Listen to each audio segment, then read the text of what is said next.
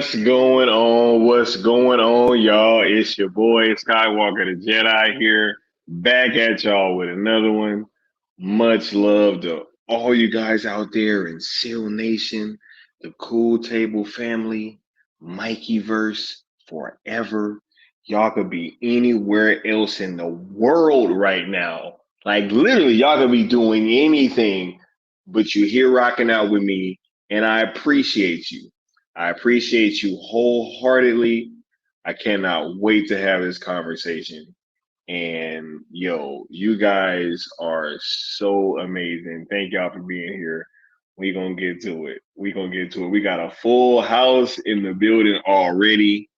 Much love, everybody. We got Charles Austin in the building, Bad Dan, Brogu, Anatoly, Eric Ware, right? Sin Havoc is in the building. Sickness is in the building, right? Much love, all you guys. Qatar, Nathan, Future's in the building, right? Mask off, yeah. Hey, we get yo, we're gonna have a good time tonight. Shout out to the homie Will Diesel. We got Will Diesel in the building. What's going on, Will? Hope y'all feeling good out there. The Emancipators in the building. Much love to all you guys. All you guys. Said rocking out with the real ones. Hey, and I appreciate you being here rocking out. We gonna get to it. We gonna get to it. Bad Dan said, "Who's Stanley Kubrick, bro? Is that what my team says, bro? No, Stanley Kubrick is one of the greatest filmmakers of all time, Bad Dan, and we gonna delve into why I believe that Zach is like this generation Stanley Kubrick. I'm gonna go into that, and shout out to the homie Leon who really inspired this conversation because I hadn't even really thought about this until he brought it up the other day, and it kind of got the wheels turning, and I did a bit of a deep dive, and I was actually pretty surprised at what I found. So, yo, we gonna rock out. We gonna rock out. You guys are amazing. Thanks for being here. Thanks to the homie Bad Dan for supporting the platform, right? And let me give you a drop real quick, real quick.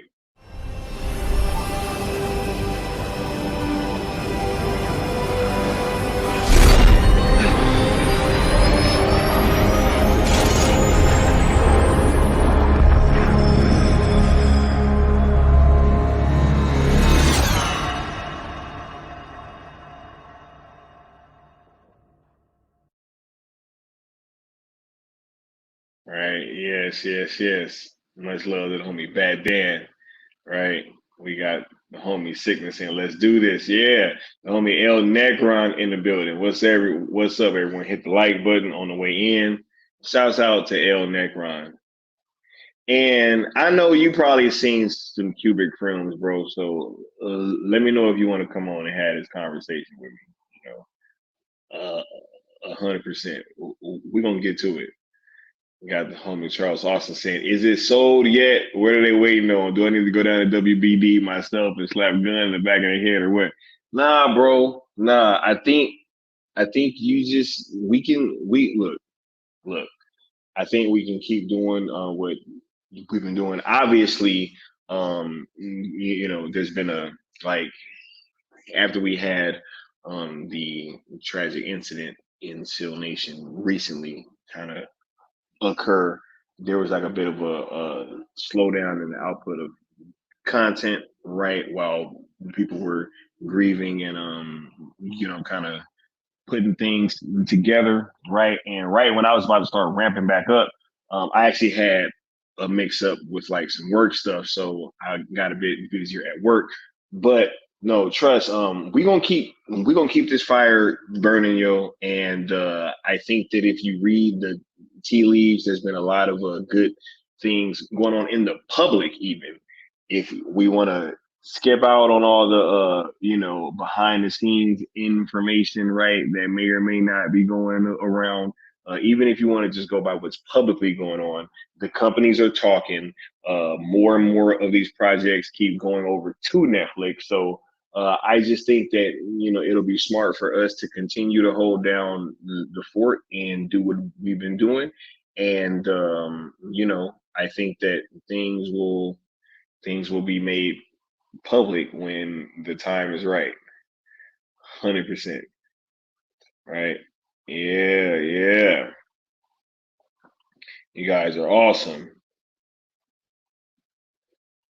Yeah, Rebel Moon will be Zack Snyder's version of heavy metal. Hey, I agree. I agree. Right? Yeah. All right.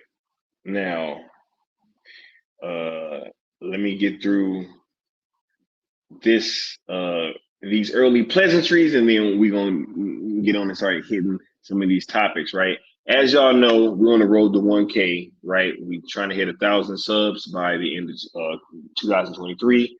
We just reached 700 the other day. I got the screenshot, so people want to be funny and stuff. I already got it. So yeah, we had 700 subs the other day, and that was pretty monumental. I had a great time when that happened, and shouts out to you guys that have been helping us get there and reach these milestones, right? So we want to keep going, and yeah, we're well on our way. If you guys didn't know, we still rocking out with these hashtags, right? Still, look, I'm still repping always, right?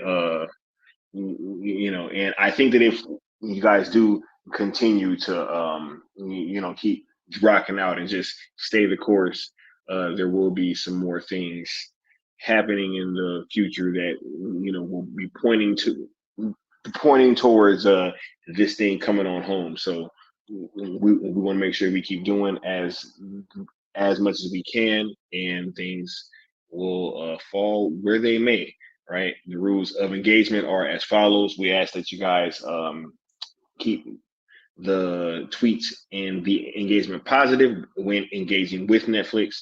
We ask that you guys don't mix the hashtags with others, as we're trying to keep the messaging focused and effective. And last but certainly not least, we ask that you guys do not tag, quote, tweet, mention, reply to, or anything like that. Anybody over at DC Studios and WBD, which is including but not limited to James Gunn. We ask that you guys subscribe to ZSJL to Netflix on YouTube, and also that you guys follow ZSJL to Netflix on X/Twitter. I actually got to change that, right? And Mikey Verse Forever. We still got that GoFundMe link in the description for Mikey Sutton's family, as we are still trying to raise money for them in this trying time. So we about to tap in with the sponsors, right? And we're gonna come back and we're gonna start hitting into some of these topics. So let's get it.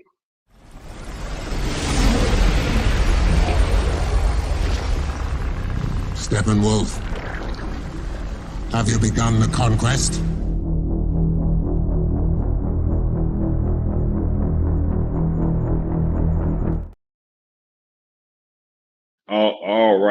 All right.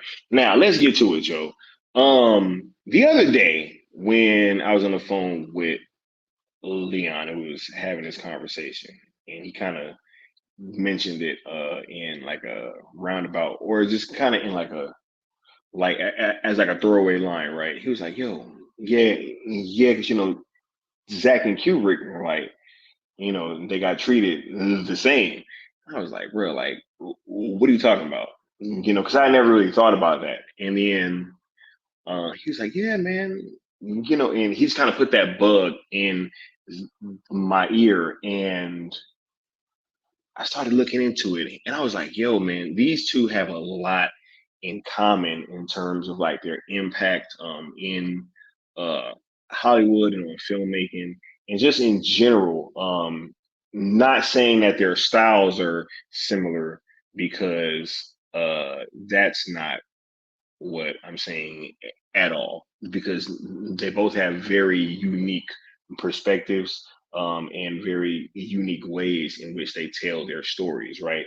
But in terms of how they operate and how they go about their work, I do think that there are some similarities there that I wanted to talk about tonight, right? And I am happy to bring you guys this conversation, because I think it needs to be delved into, right?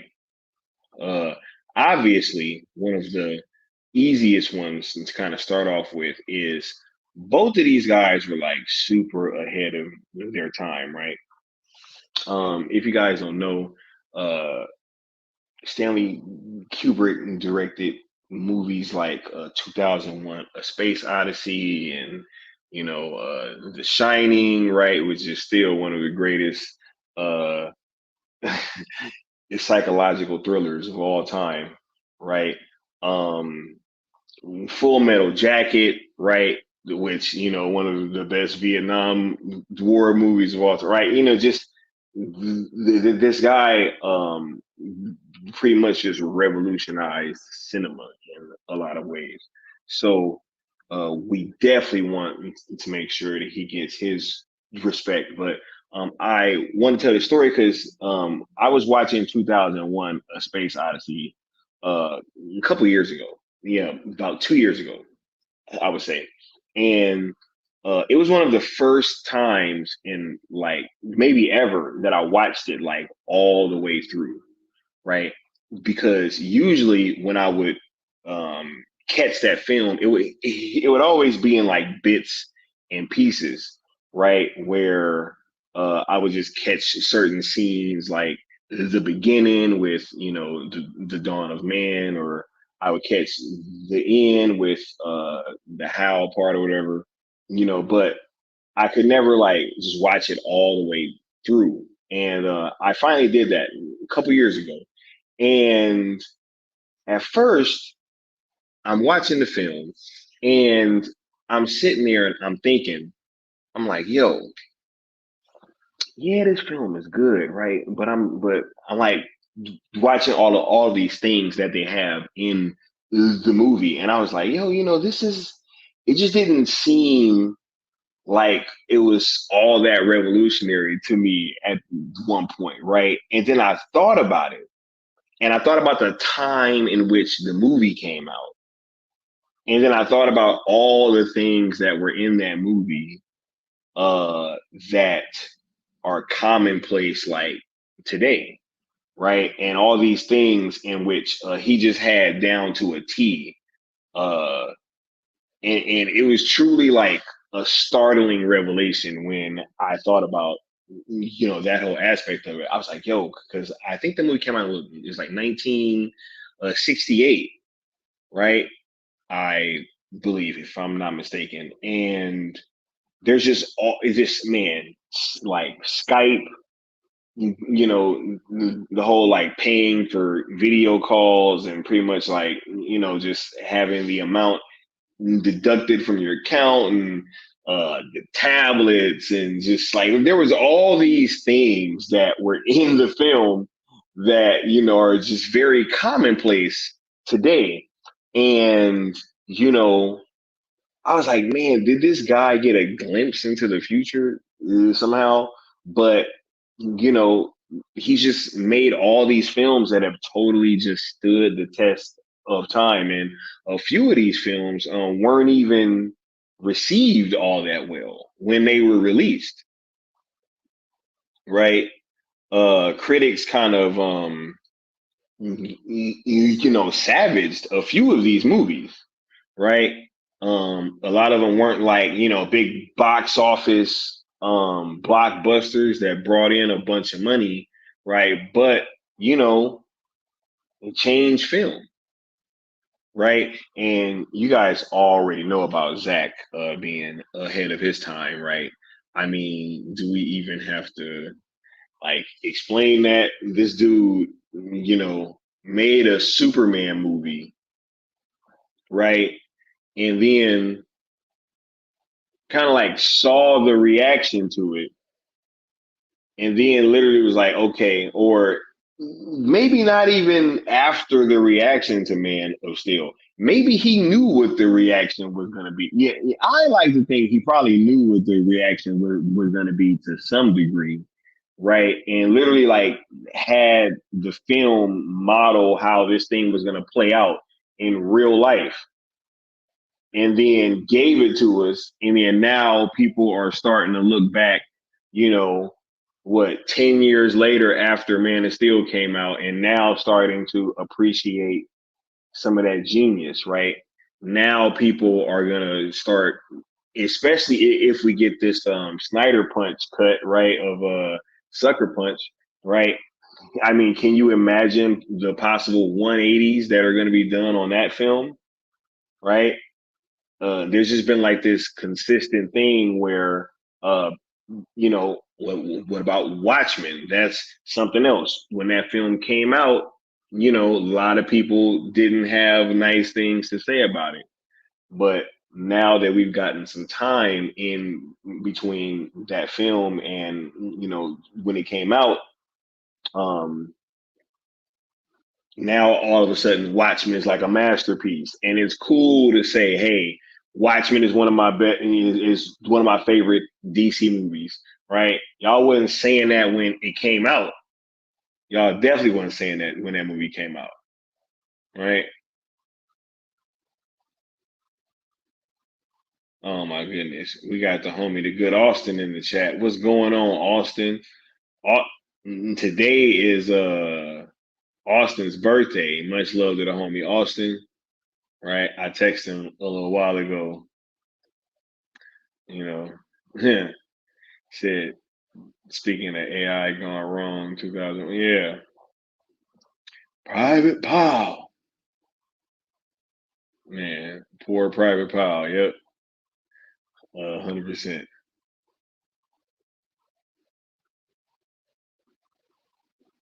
Yeah. Will Diesel saying no trailer hit harder than the Watchmen trailer before The Dark Knight, right? But they want to act like, it was always cool to say that. But it wasn't. I remember when it wasn't cool to say you liked Watchmen. I can definitely recall that time. 100%. Yeah. Right. So, yeah, both of these filmmakers were 100% ahead of their time in multiple fashions, and their work has really stood the test of time. I mean, I don't want to go out on a limb here, but I think films like 300, like what is 300 not going to stand the test of time? That movie is still awesome to this day. I got it on 4K. That movie's still awesome. You can pop it in right now, and that movie is awesome. In 30 years, is gonna be awesome, right? Films like that definitely stand the test of time. Y'all know about BVS, right? The Snyder Cut.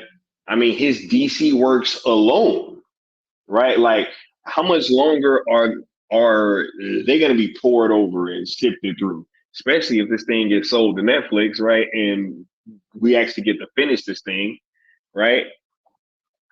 Who knows? Who knows? They talking about Full Metal Jacket. He says has homie in formation, marching with his pants down and sucking his thumb. Yo, that drill sergeant in what was his name? Was it drill sergeant Hayden? Man, that drill sergeant in that movie, man, that and look, I know that he was a drill sergeant in real life. That's really how they be reacting, or just acting. Period. When I was in, they couldn't put their hands on you no more. So like, all that choke yourself stuff, like that that wasn't happening. But man, that's how them drill sergeants be acting, man. Them hats, they call them the rounded browns. Crazy. Integrity saying Full Metal Jacket is freaking awesome. Yeah. The basic training scene alone, like the basic training scene alone is like top tier cinema. I mean, that whole like block, the whole beginning part within the basic training is, man, crazy. We got the homie Bishop in the building, right?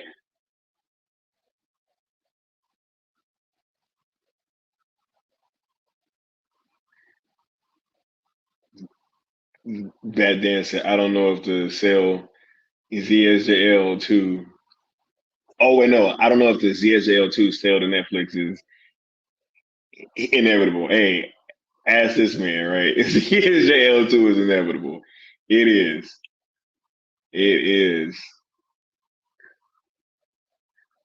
That was an alley oop, right? The homie Nathan saying, we don't appreciate a good movie until years later, and then we call these movies classic, right?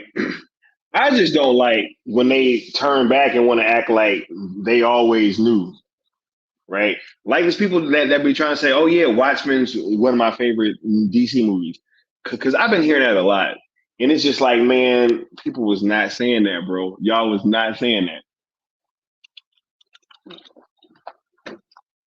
But you know, both of these filmmakers are obviously ahead of their time to uh, a great degree. Bad Dan saying, to clarify, bro, I already know that was the alley oop, bro, and integrity dunked it, 100%. But look, great point.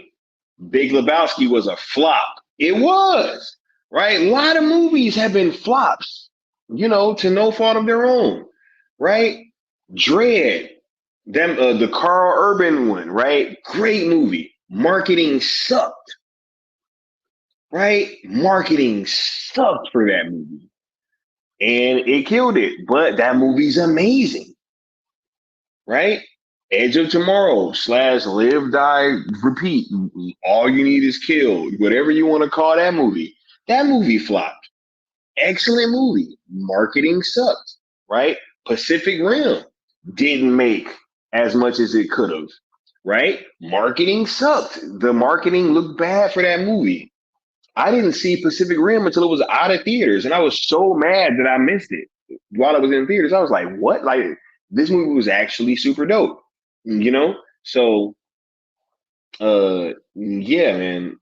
Uh, a lot of these times, people might try to use certain things to try to push certain narratives, but you know, they just don't. It just don't even need to be stated. 100%. Uh, he said, but Snyder films were not flops, right? Yeah, which is crazy because I'm just saying, even if they were, that wouldn't speak to it anyway. Because Stanley Kubrick had films that, didn't make a whole bunch of money, but changed cinema, 100%.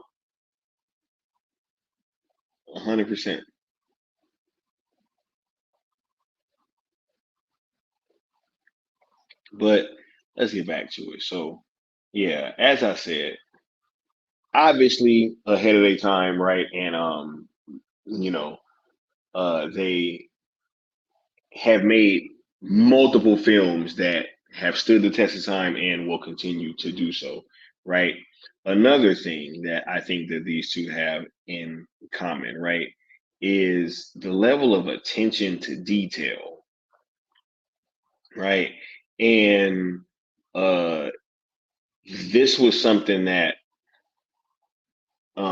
I really thought about with films uh like a Batman versus Superman versus The Shining, right? Where Stanley Kubrick would literally like use the entire frame to just tell these like not only the main part of the story, but also be adding in all these little context clues about what's really going on, or just all these little Easter eggs and little things that only like people will notice if they're truly like delving deep into these films. Um, the same way that Zach kind of does, right? With especially with a movie like BVS, right?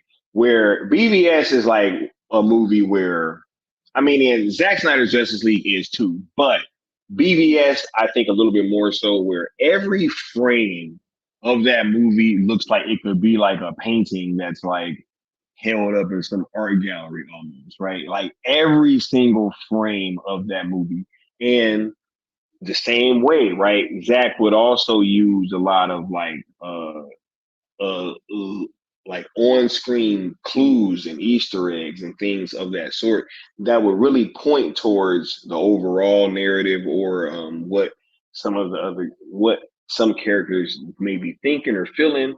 So um, when you are telling your stories in such a deep way like that, I think it really resonates with fans in a much larger way than you know some directors that may not choose to do that, right? And it's not a certain thing where if you just try to add in Easter eggs and everything, it's just going to make your film just automatically better. But it does add to that level of gravitas because I think it adds layers to the film, right? When you can look at some of these things and find these little nuggets to be able to glean like larger things from that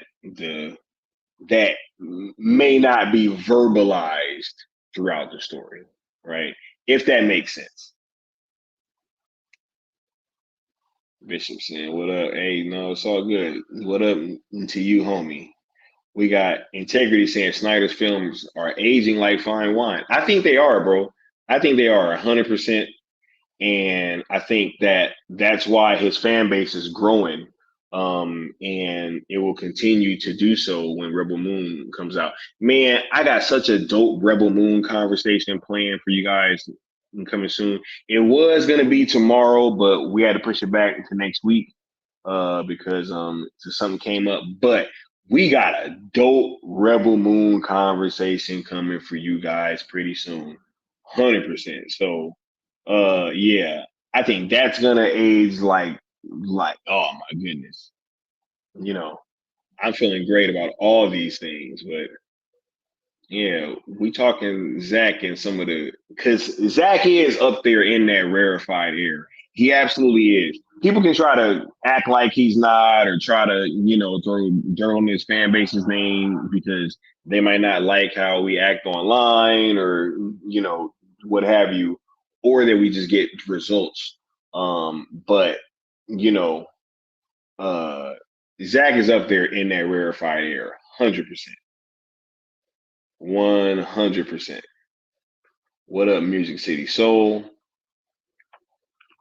Yes, and Havoc said people are discovering Zach's films now. It's insane. Yeah, I see it, man. I'm seeing a lot of videos online with people watching some of these things for the first time, and they're really freaking out and they're enjoying it, and I'm glad because I think that anybody that watches these films, especially for the first time, like later in life, I think that they have a whole another appreciation for it than they might have had if they watched it when they might have been younger. Because I think that is one of the like core things that is at the base of this whole like where it seems like there's a divide amongst the fan base, but I also think that a large part of the Zack Snyder fan base is just older people that don't necessarily be arguing online about stuff all day,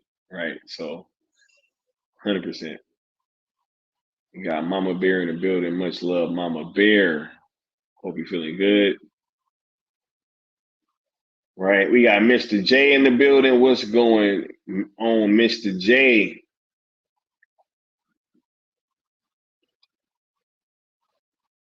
Hope you guys are all feeling good. Yeah, yep, yep, yep, yep, yep. Yeah. So, uh, hold up. We got the sickness saying Edge of Tomorrow and the Pacific Rim were dope. Yeah, and both of them didn't do that well. So I don't be wanting to hear like, oh yeah, but because on one hand they'll be like, oh well, Zach's movies underperformed, which they didn't. They made way more than these films did, right? Way more money, right? But at the same time, they'll champion stuff that didn't make a whole bunch of money, but found that cult classic status still, right?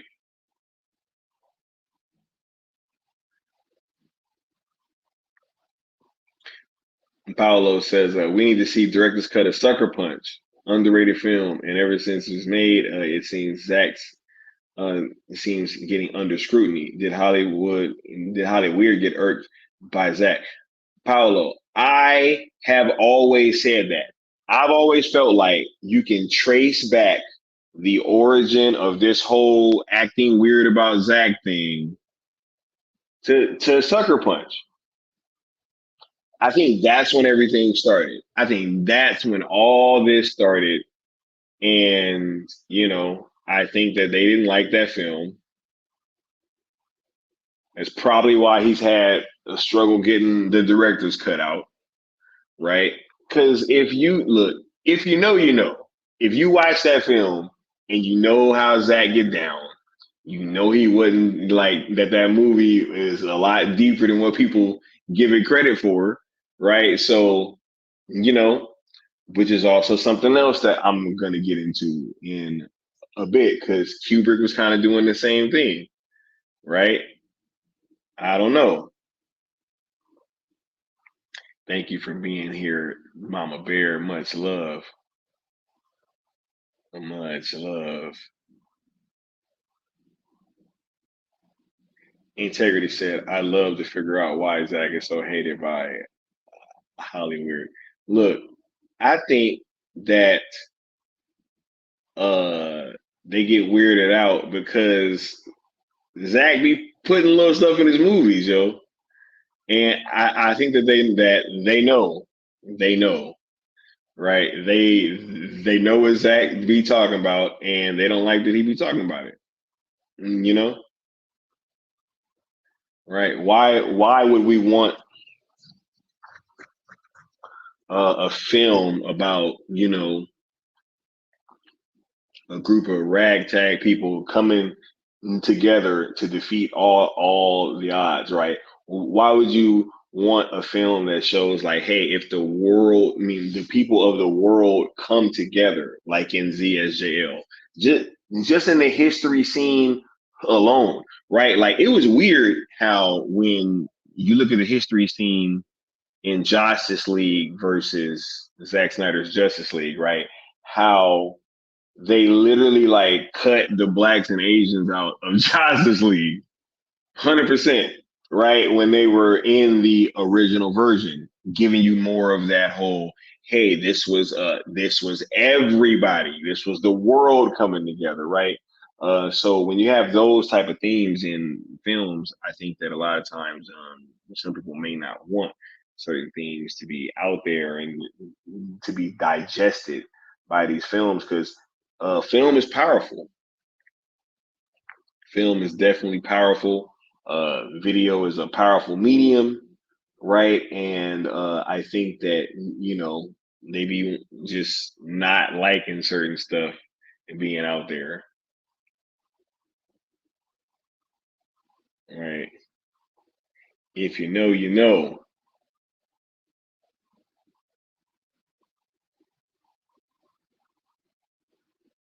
Charles Austin says, "I don't think we are as divided as we think. I'm willing to put my money on most, if not all of them, are MCU fans.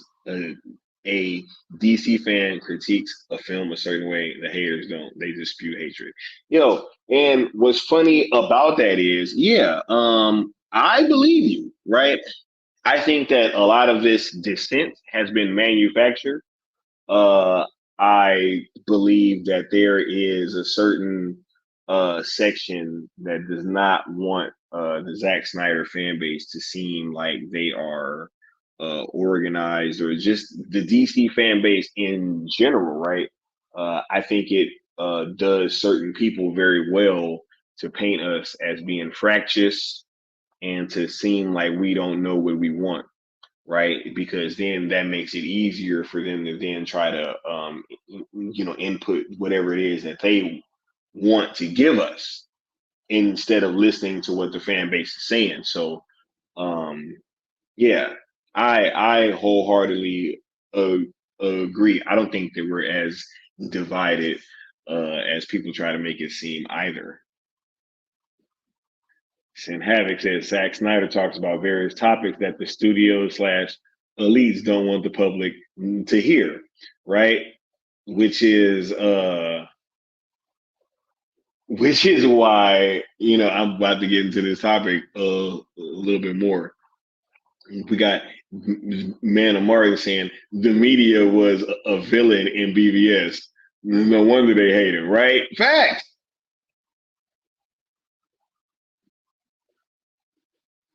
right?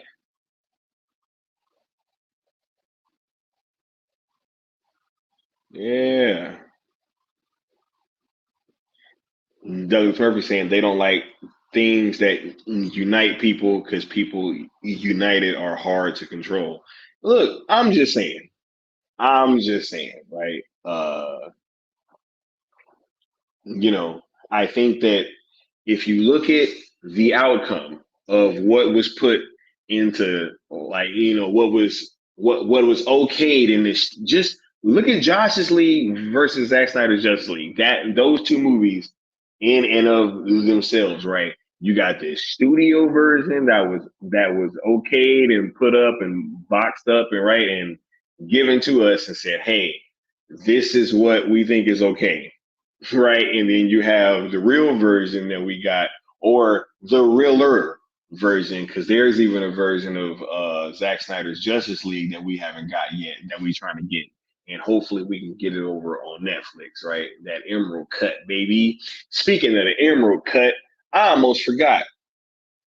Y'all talking about uh what's going on. The homie Wayne T. Carr liked Josh Herrera's post of his Green Lantern shirt that we got, you know.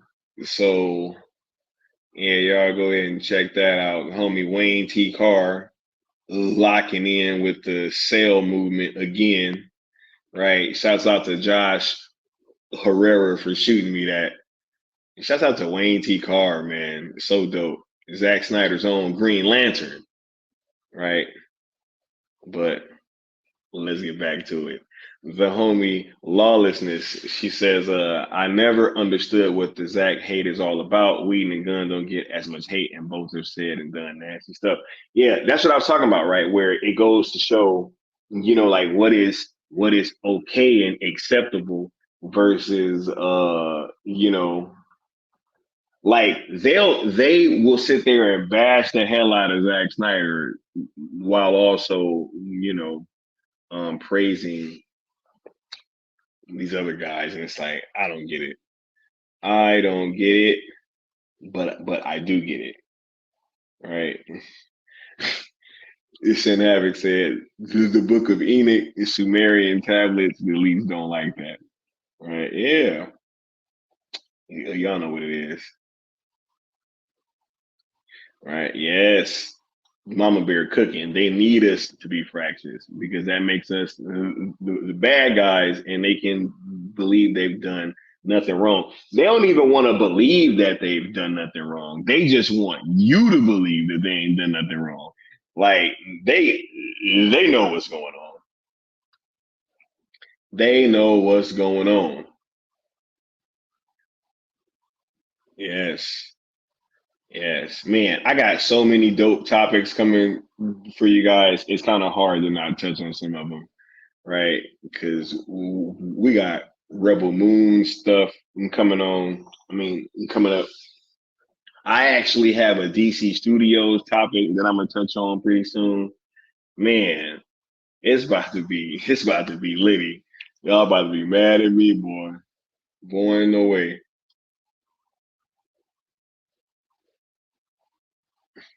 And integrity says, let's be real about James Gunn. The dude fails upward for a reason. It's right in front of all of our faces.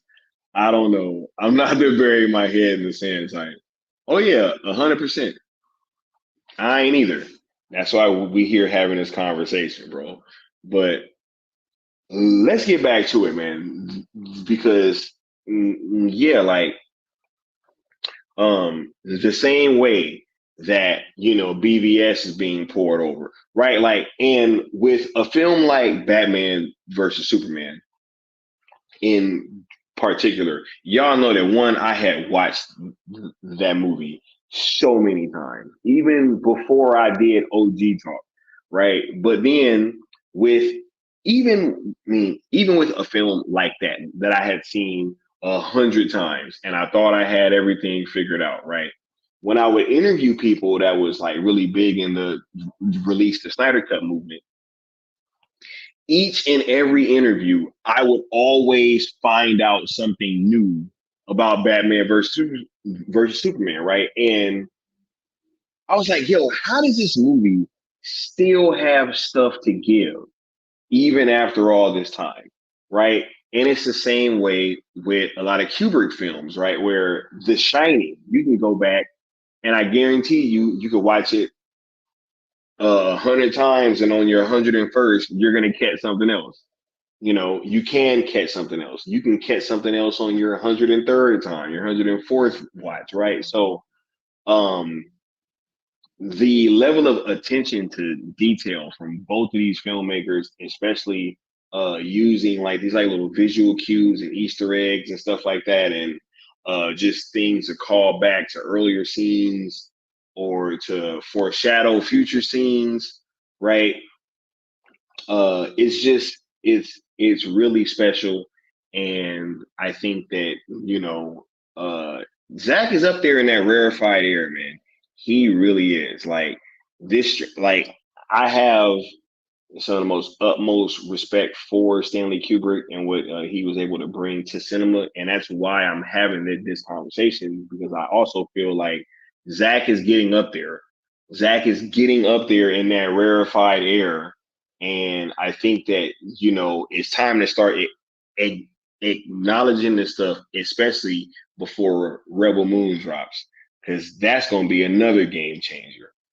And I think that even when we get to like this stream that I got planned for you guys and that conversation about Rebel Moon, I think that when that conversation happens, it's gonna really awaken people to what I really think that we're about to end up getting, which is something that could end up changing the landscape of like Hollywood and cinema forever. Because I really do think that that movie has the potential to be able to do that. And I'm going to explain why when I'm able to get the homies back together and we'll be able to pull up. So, 100%. Charles Austin says, we are the personification of what DC represents: serious, emotional, and consequential. 100%.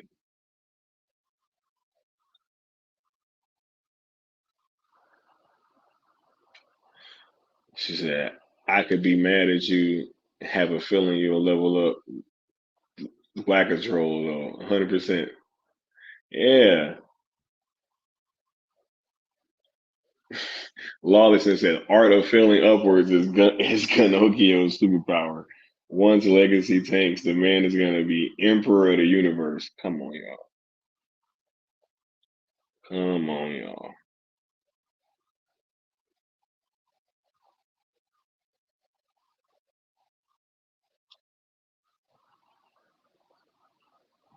Oh, Paolo, I see what you're saying. I'm going to get to that in 1 second, right? Because, yeah, this is some great stuff, yo. But I want to move on to the next topic here because I wasn't trying to keep you all around like super late. Because look, my work schedule has changed, but one plus side is I will be getting off work a little earlier now.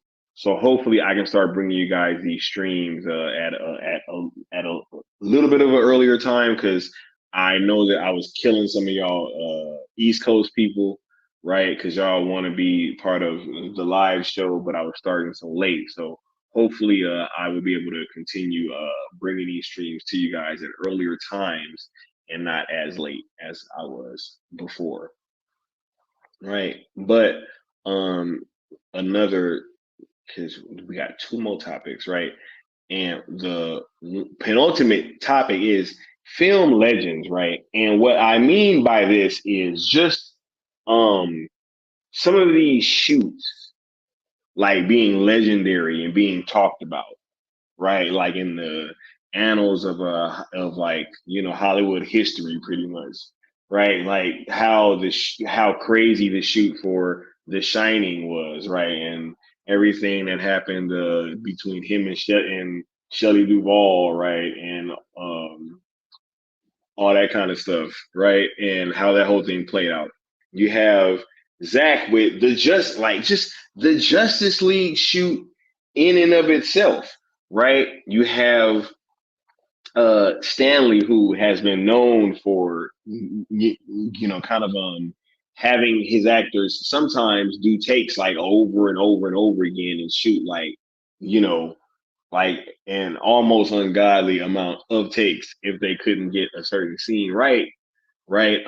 And you juxtapose that with how Zach has kind of created this pace where he could shoot so much film in a very short period of time, right? Jason Momoa even spoke to Zach almost pretty much filming two movies while they were shooting the Justice League film, right? Uh, and he kind of did a similar thing with Rebel Moon, where he goes in there and he's like, "Yo, I got to break this thing down in two films, right? Because I'm going to shoot all this content and stuff like that." So, uh, both of these gentlemen have really created atmospheres where it's been some legendary stuff that has gone on, and it's kind of like lived on. And some of the behind the scenes stories for how these movies came to pass are they're almost just as interesting as the movies themselves, right? Almost just as interesting as the movies in and of themselves. Kubrick was known for like putting in like sometimes hundreds of hours on films that would never even come to pass, right? And he was going to do a Napoleon film that got super far into development, right? That never ended up coming to be. Excuse me. And look, I mean, I don't know if Zach is ever gonna get the Fountainhead out, right? But I mean, who knows if that movie's ever coming out? Because with Rebel Moon Part 1, 2, and 3 and spinoffs, and he still might not be done with ZSJL stuff, and I mean, the possibilities are endless for stuff that he could do. He's talking about Gears of War films and stuff like that. So, who knows if the Fountainhead is going to come out? But I would love to see it. But that may end up being like further down the line than we can even expect. But yeah, both of these gentlemen have really just been a part of some very special situations that have just really created like these almost larger than life stories that have lived on in fans' minds and just in the minds of the just greater film fans' minds in general, right? Bad Dan said that he gotta go to sleep. See, you actually made it through like almost an hour, bro. That's what I'm saying. I'm gonna try to bring these streams earlier to you guys because Bad Dan is when I know I'm getting late because a lot of times we would be doing night shifts and we'd start the stream and Bad Dan start streaming the chat and be like, all right, gotta go to bed. And it don't help that I'm yawning either, right? I'm sure that'll help.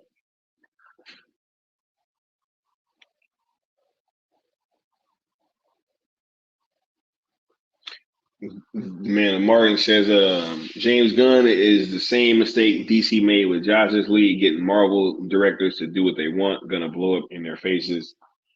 Hey, what if they blowing it up on purpose, bro? Gotta ask yourself that. What if they blowing it up on purpose?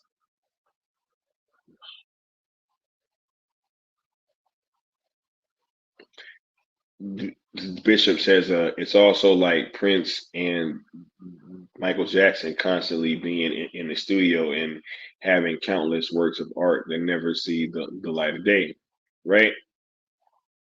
You know, Zach has been somebody who's like really let, uh, especially during the release of Snyder Cut era, he let his fan base in big into the behind the scenes process. You know, man, hold up. I'm gonna save some of that for the last topic. Said might not be done with jail stuff. Man, that dude ain't done. That dude is not done. He said killing us East Coast people with these 3 a.m. Hey, I'm trying, bro. I'm trying. Right?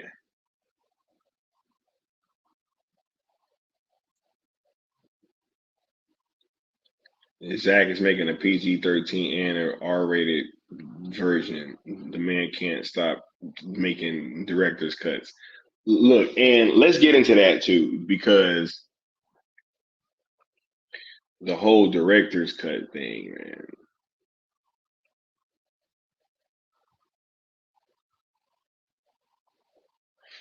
Real quick, integrity says I do think it's intentional. They're blowing it up on purpose. I used to think the studio was just incompetent, but no one is this dumb. I told you, bro.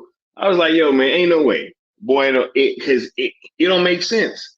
I'm like, yo, you guys are running from what's gonna make you money.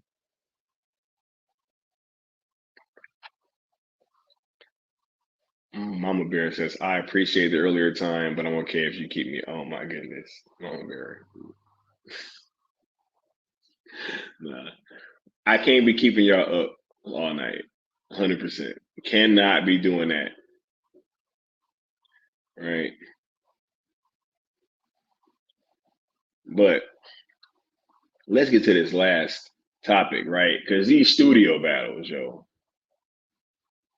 Man, look, and this was something that I didn't even know. Like, I wasn't even that well versed on this topic at all recently. Because obviously, I've heard some stuff.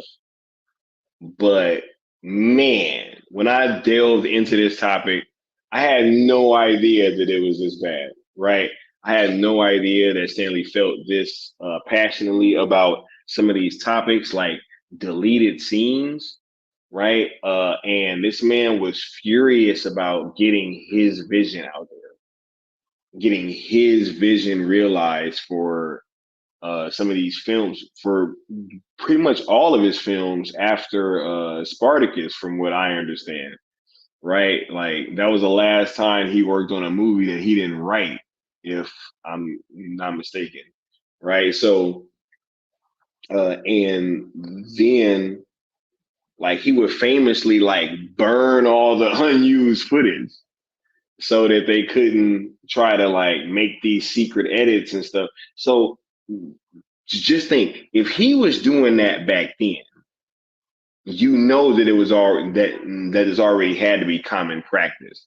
Because why would he be doing these things if they hadn't been, obviously kind of operating in that same fashion, right? So um Zach is also somebody that's been furious about his visions and getting them out there, right? He usually gets director's cuts for his films, and I think that there's a reason for that, right? Because especially nowadays, it's cool to have your version that you try to market to like the mass audiences, right? But at the same time, a lot of us, we need those deeper dives. Like we're super into these uh director's cuts and longer versions of films and seeing all the deleted scenes and things of that nature. We want everything that we can get our hands on, but I would say that, I would rather just get these like final visions from these directors over, these other kind of cobbled together projects, almost, or projects that have like less of a clear vision, right? Uh, and when I started hearing about, how Stanley has all like this missing footage from some of these films, right? And how obviously he passed um, during post production of his last film, Eyes Wide Shut. Um, you know, and there was this situation where they kind of put together a version of the film and released it, said it was Stanley's vision and stuff like that, right? But apparently there's like 24 minutes of this movie that's probably been cut out that nobody has ever seen, and we don't necessarily know what's in these 24 minutes, right? But it just begs that question, right? And we know how these studios and stuff be getting down, right? They told us that Justice League was Zack's vision. They told us that, that, yeah, all that stuff was stuff that Zack shot, that they wasn't shooting no new, right? That they was just going to touch up with what Zack had already did, right? And they literally changed the entire movie and tried to pass that off as if that was Zack's vision, right? So I think it's a little odd that we could have possibly had another situation where we may have gotten a film that wasn't necessarily entirely what the director really wanted out there, right? Because look, I would love to see these 24 minutes. I I've like never known about these 24 minutes that was apparently missing from this film.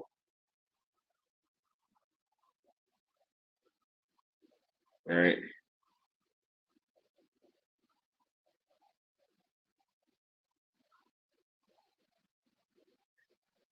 Integrity says I'm a night owl, but unfortunately I'm also an old man now. Hey, I feel it, right? Qatar said all the streams are noontime here. Hey, my East Coast people they be going through it, bro. They be going through it, right? Integrity says doesn't surprise me. Stanley burned footage. Look at Superman 78 and a 3 hour version released a few years ago. Donner hated it and disowned it. It's not his film anymore. Yeah, man, look, they was like, yo, all unused footage. He was burning it, bro. I was like, yo, why would he be doing that?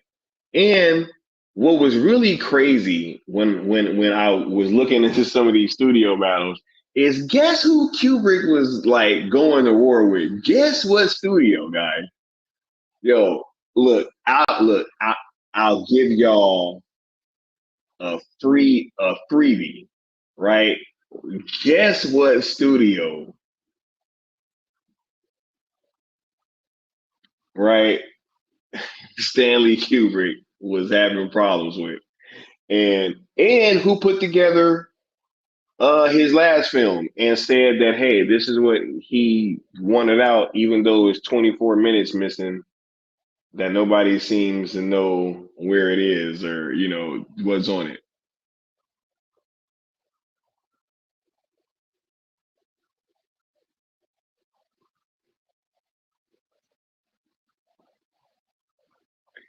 He said, Warner, bingo, bro.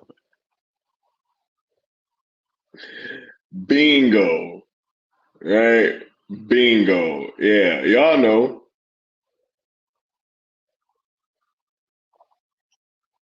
Y'all know.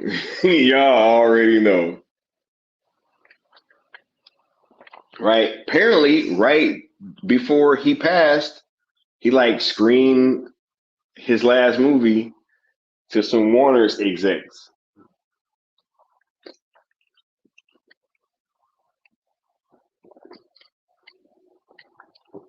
Do with that what you will, right?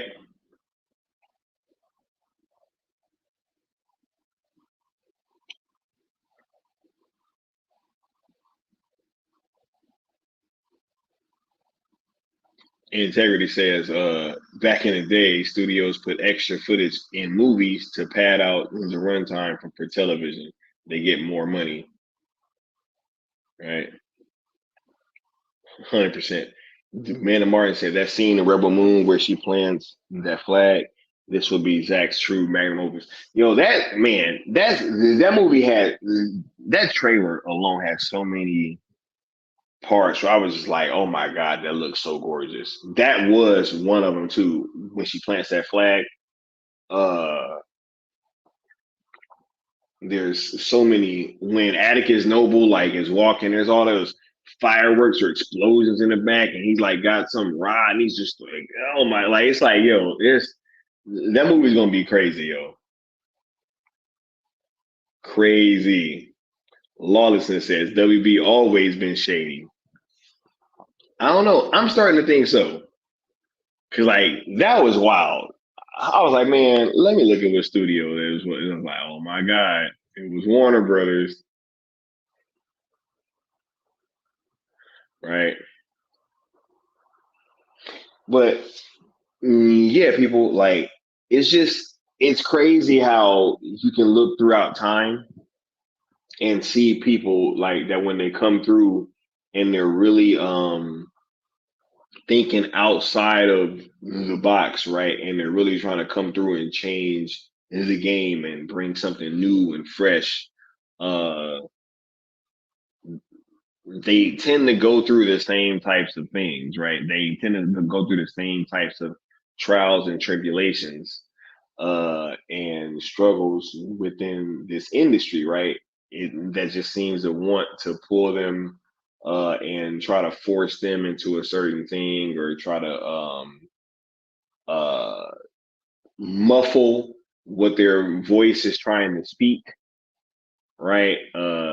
And I think that we're at a time where people are kind of figuring out what's been going on this whole time, and they're really waking up to a lot of the realities of this business, right? And the things that go on inside of it, right? So, uh, you know, I know because I've always heard that making movies is like an impossible effort on because it takes like so many people coming together to really like make it happen. And when you have these huge projects like that with so many people that are pouring in, time, hours, sweat, blood, tears into these things, a lot of times, they don't want certain messages out there. And when you are a visionary and like a trailblazer, a lot of times they can be at odds with, the things that um, certain people kind of want that are in control of a lot of this stuff. So,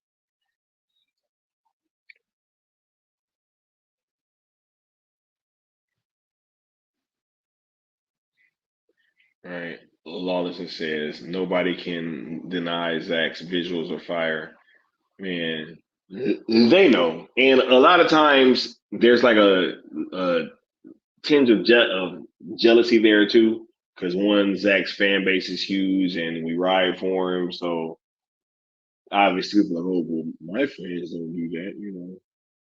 Everywhere I go, they're talking about Zack Snyder, right? But Netflix took the collar off and said, "Attack." Yeah,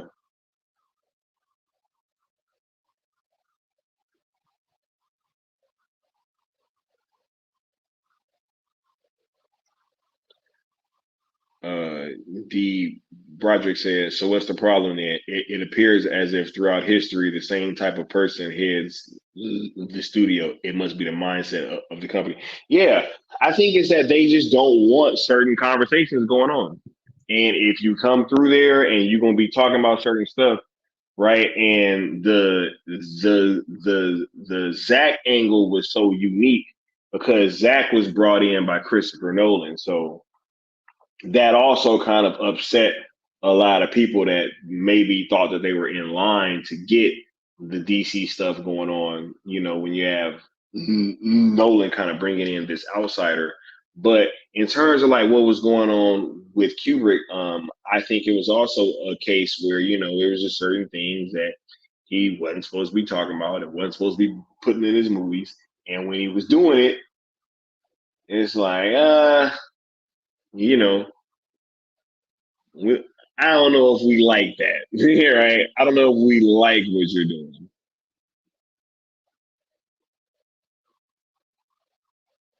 Integrity says, look at the history of Superman in live action. Why does this character always get screwed? Reeve, Cavill, Routh went nowhere.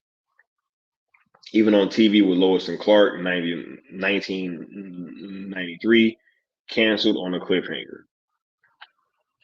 Can't get it right. Integrity can't get it right. That's just what it seems to be, right?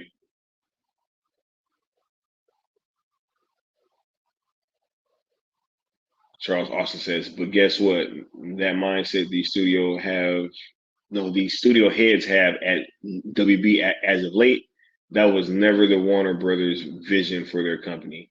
Absolutely. Absolutely right. Right.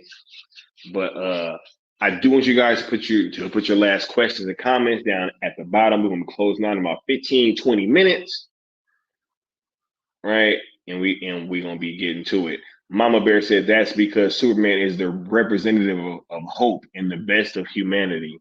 People who are inspired to do better don't watch shows religiously. Man, I think that it's a case where, you know, Superman represents so much, right? And he can represent so much that, it's really tough, if you don't want that image out there, right? If there's like certain images that you don't want out there, it can be tough. And if you got to do something with it, you might just get what we're probably about to get with Superman Legacy, which is a Superman that is much less, you know, uh, never mind. Oh my goodness. Yeah. Lawless has said 45 people in the chat with only 35 likes. We slacking night shifters, right? Yeah, just so y'all know, y'all stay tuned. It's gonna be a night shift announcement coming soon. Integrity says, you know what's crazy, Sky? It's 12:30 here on the East Coast, but it's 4:20 at my house. Integrity be cracking me up, bro. Hope, truth, and justice things the elites don't like, right? And the American way, he can't even say that no more. Can't even say the American way no more. I'm telling y'all, yo.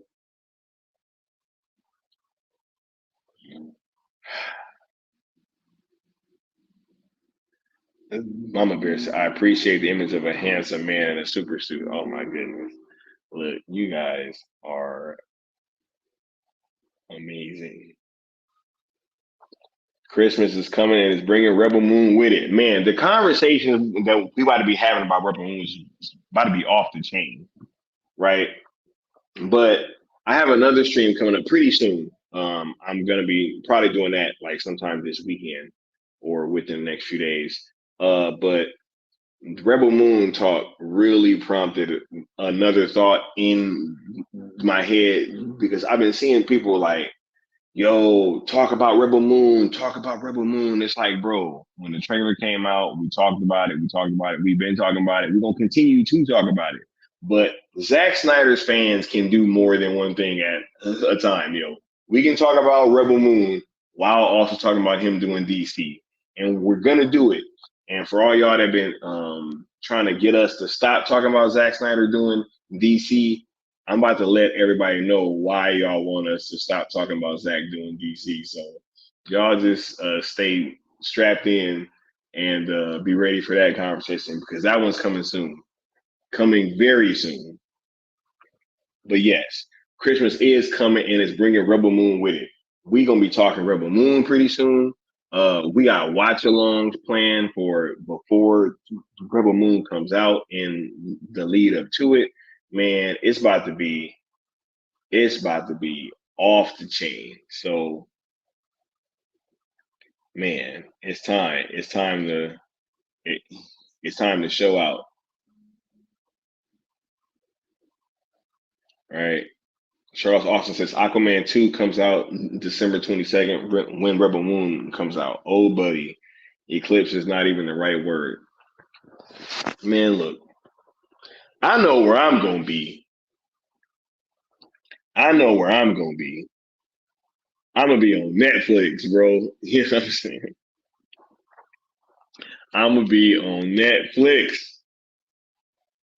Right? Sales ZSJL to Netflix. Right? Man, I did that watch along for Batman Begins the other day. I'm gonna do the Dark Knight soon. Because once I started that, like I kind of have to do the Dark Knight and then the Dark Knight Rises. I can't just do Batman Begins and not do the other movies. So, you know, yeah, yeah. Yo, look, Disney about to learn what they missed. WBD, DC Studios about to learn what they missed. That's why this movie about to be so off the chain because it's a lot riding on this movie. It's a lot riding on this movie. Oh my god, they gonna be so mad. All right, Lawlessness says we can talk about Rebel Moon and talk about Pinocchio. Yeah, right. We can talk about all this stuff at one time.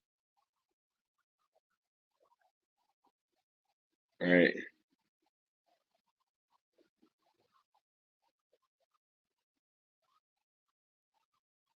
And she said, I'm not missing beast mode, the Black Manta. I feel it. I just got my doubts, man. I just got my doubts.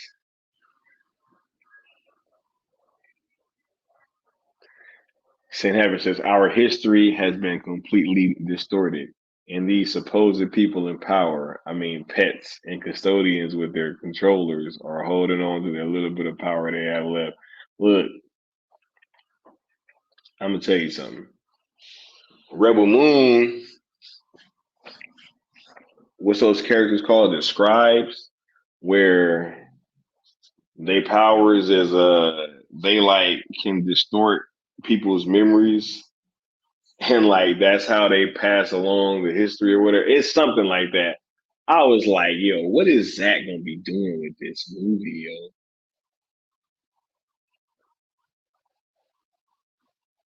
Right?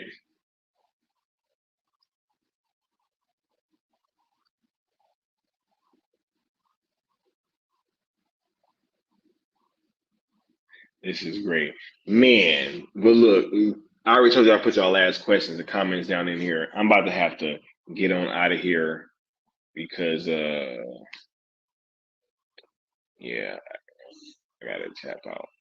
I got something that just kind of came up. But yo, this has been a super dope conversation. As I was saying earlier, you guys be on the lookout. We got so much stuff planned for you guys in terms of sports content, movie content, pop culture, video games, like just whatever you guys want to talk about in these conversations that we think are important. We're going to continue to be bringing these things to you guys. I recorded another episode of Jedi Sports Academy last night. So be on the lookout for that because that will be dropping pretty soon over on the Still Nation Sports Network channel. Can't wait for you guys to be able to see that and engage with that. A lot of dope streams planned for you guys. We got some announcements planned for you guys. Watch alongs, cartoons and cereal gonna keep going as it's been doing. We got all kind of other stuff in the woodwork, right? As I've been kind of hinting at. So, man, much love to all you guys. Stay tuned for everything that we got coming up. And y'all be sure to smash that like button before y'all get on out of here. We gonna be back at it pretty soon. So y'all have a nice evening, and we're gonna catch y'all next time. Peace.